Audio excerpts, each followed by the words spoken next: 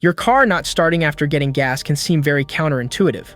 After all, the whole point of refilling the gas tank is to prevent this from happening. However, there are a few good reasons why it can happen.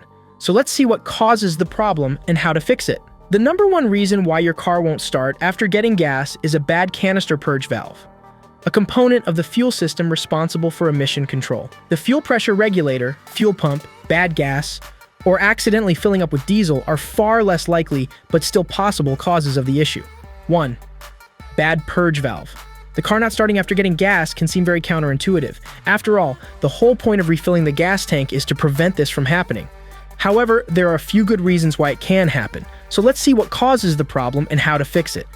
The number one reason why your car won't start after getting gas is a bad canister purge valve, a component of the fuel system responsible for emission control. The fuel pressure regulator, fuel pump, bad gas, or accidentally filling up with diesel are far less likely but still possible causes of the issue. 1. Bad purge valve. It's a simple plug-in system, and there might be a couple of screws or bolts holding it in place, but the process comes down to unplugging the jacks and hoses and installing the new valve solenoid in place. 2. Bad fuel pump. Failure of the fuel delivery system would prevent the engine from starting, but having it fail as you're refueling is likely a coincidence. The fuel pump is at high risk of failure when you're emptying the tank, as all the grime and residue layered at the bottom gets sucked into the system. The pump could fail at any moment, so in theory it could happen right as you're refueling. Replacing the fuel pump isn't cheap, so you should make sure it has failed by scanning for error messages. P0201, P0267, P0268, P0231, P0232, P0030, and P0087 are the codes commonly associated with the fuel pump. 3. Faulty fuel pressure regulator. The fuel pressure regulator is responsible for the stable delivery of fuel to the combustion chambers, and its failure would certainly cause performance, or even starting issues. Like the fuel pump, it's not likely for the problems to appear as a result of a refill, but I felt it was worth mentioning just in case. 4. Filling up with wrong fuel. It can happen to everyone, a small lapse of judgment, and you stick the diesel nozzle into your gasoline tank. Diesel inside a gasoline engine is a problem because it's not ignitable, so the engine won't run. It would take some time for the existing gasoline to be spent and the diesel to get through. Addressing this problem is best left to a professional, as you need to drain not only the gas tank, but also the pump, lines, pressure regulator, etc.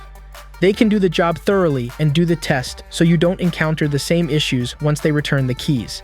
5. Refueling with bad gas. Filling up with bad gas is practically unheard of in the modern day, as the news would spread like wildfire and quickly ruin the reputation of the gas station.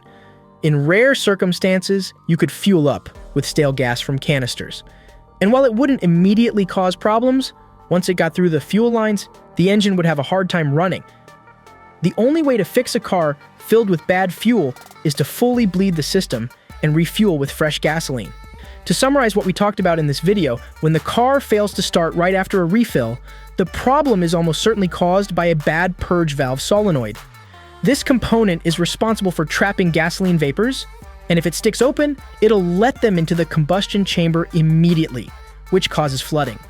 The other causes are far less likely, but filling up with diesel or bad gasoline could cause the problem, although not immediately. If you're stuck at the gas station, it's not the end of the world. Step on the gas all the way through while in the park, and the engine will cleanse, allowing it to start. Once you're on the move, take your vehicle to a mechanic or home where you can scan for error codes and figure out if the purge valve is indeed causing the problems. I hope this video helped. Thank you for watching. Don't forget to like and follow so you don't miss any of my videos.